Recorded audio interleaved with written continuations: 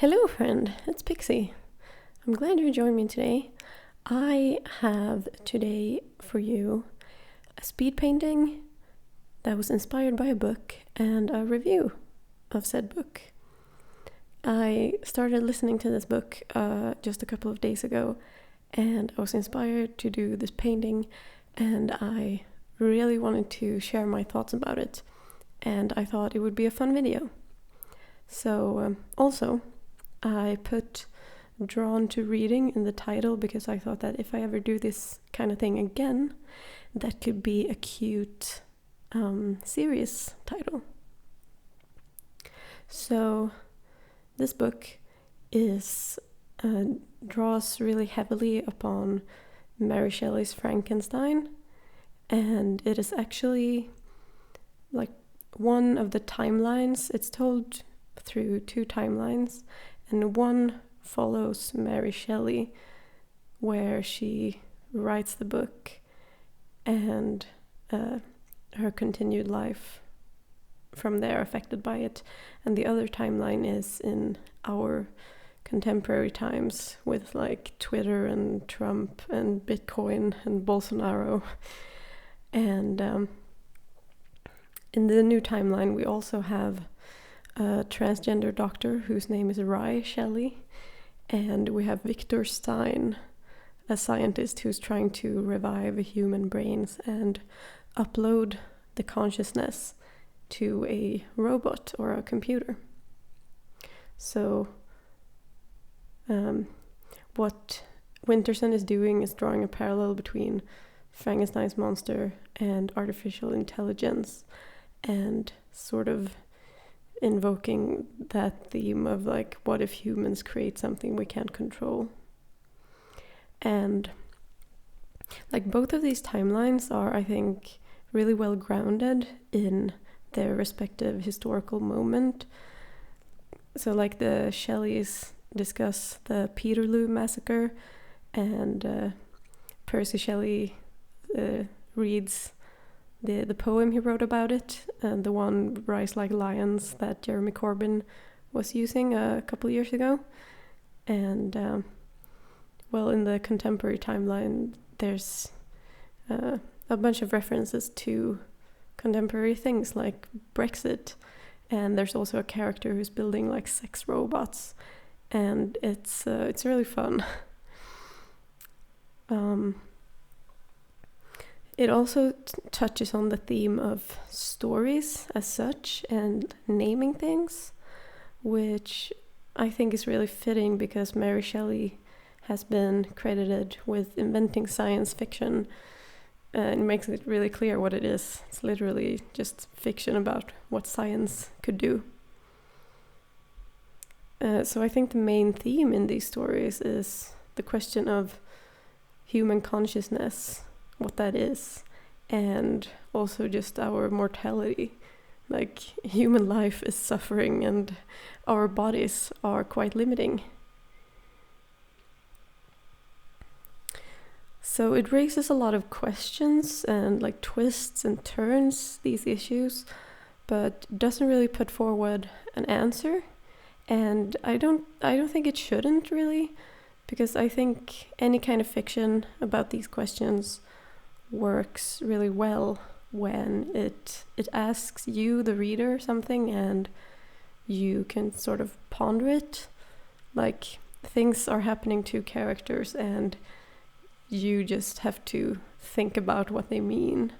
Like, a while ago I tried to watch Blade Runner, and it made me so upset that I didn't finish watching it, because like I relate to the replicants as human, but they're not, and that disconnect just made me really uncomfortable, because what made me upset was a scene where a replicant who doesn't know she's a replicant, they're telling her memories that she has that she hasn't told anyone, that were like implanted memories because she's a replicant. And it just upset me so much because it felt like such a violation of her like agency as a person.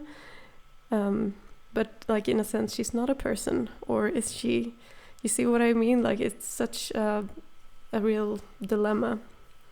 And right now I'm watching Battlestar Galactica with my partner, and the same sort of question is raised there with the Cylons that are programmed to think that they're human. Like, what about their agency? And that's the same kind of idea as with Frankenstein. Like, humans created another life and lost control of it. I want to mention that these kind of themes could be linked to or interpreted as like a parent's separation anxiety when a child grows up, becomes like their own person, and distances themselves from the parent. But I'm a lot more interested in the question of consciousness, because it's such a fundamental philosophical problem. And I think what it boils down to is whether or not you could separate a human consciousness from its meat body. Like, essentially, does a soul exist? And to me, as a dialectical materialist, I must definitely say no. Like, without our bodies, and our consciousness wouldn't be what it is. And that goes back to how our brains even developed. Because what happened in our evolution was when we started working with our hands and making tools, that meant that we needed language, and these things made our brains grow more complex and bigger to accommodate those needs.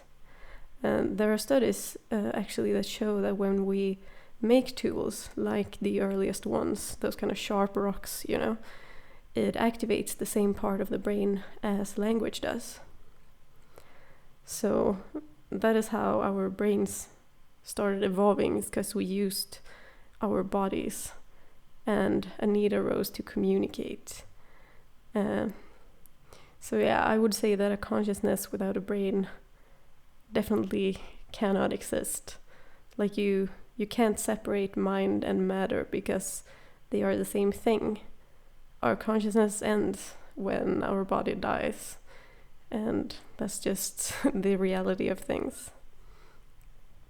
But could we create a similar type of consciousness in a robot or in a computer? Again, like based on what we know today, I would say no, because the human brain is a lot more than just a fast computer.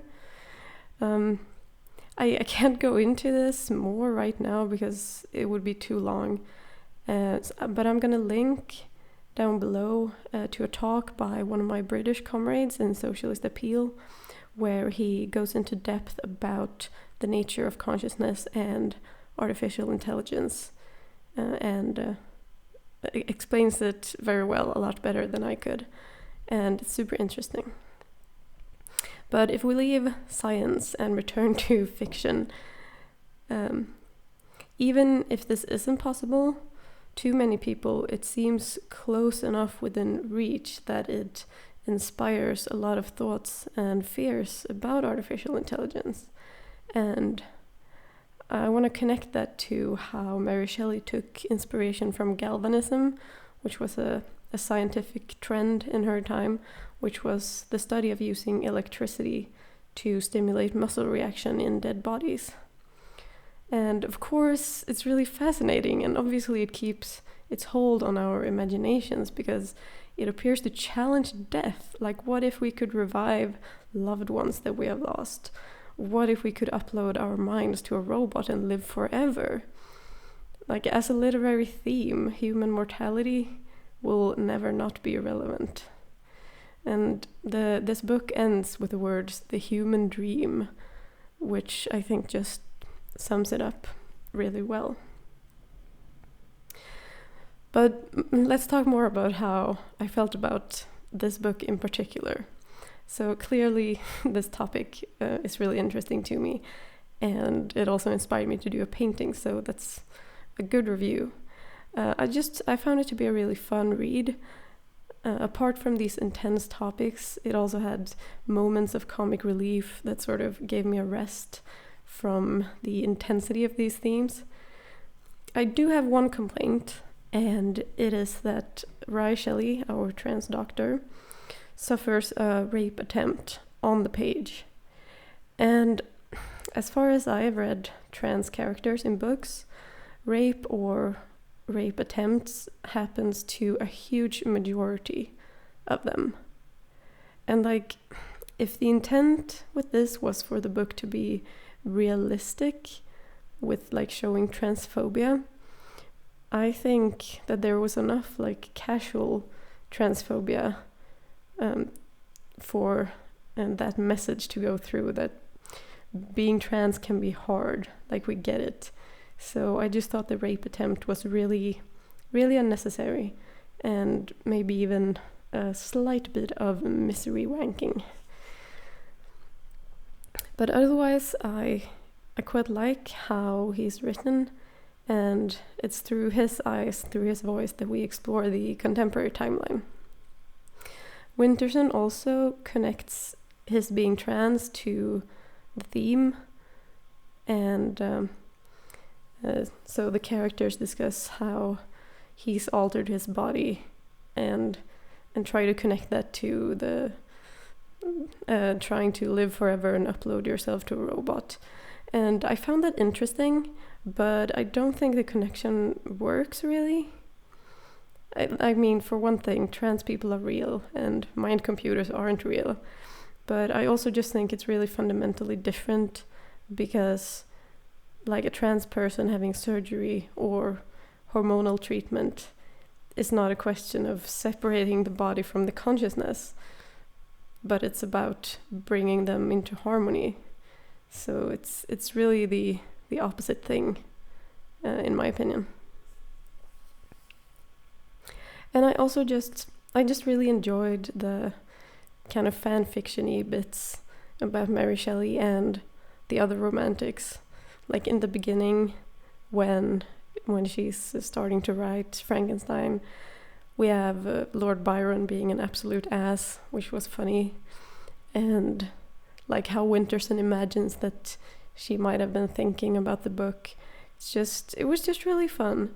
I think these romantic poets and writers were really interesting characters, like historically. So I just had a really fun time with that. I don't know, I think I would definitely recommend this book if you have found anything of this interesting. The audiobook was 7 hours, so it's not a huge time investment, and I would say it's definitely worth it. About this painting, I don't know how much I really have to say about it. Like, it was me trying to express these things that I've been talking about in a painting, and I had a good time painting it.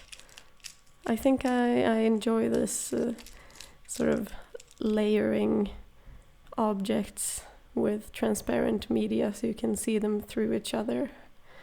So that's something I might explore more. But tell me your thoughts about books. Did you read anything good recently? Do you have a favorite book? Should I paint it? Let me know in the comments, and let me know what you thought of this video. And yeah. Thank you so much for watching and listening. And extra big thank you to my patrons for supporting me. I super duper appreciate it. I hope you have a good day, night, week, and until I see you next time, I hope you take care of yourself, have fun, and make some stuff. Bye!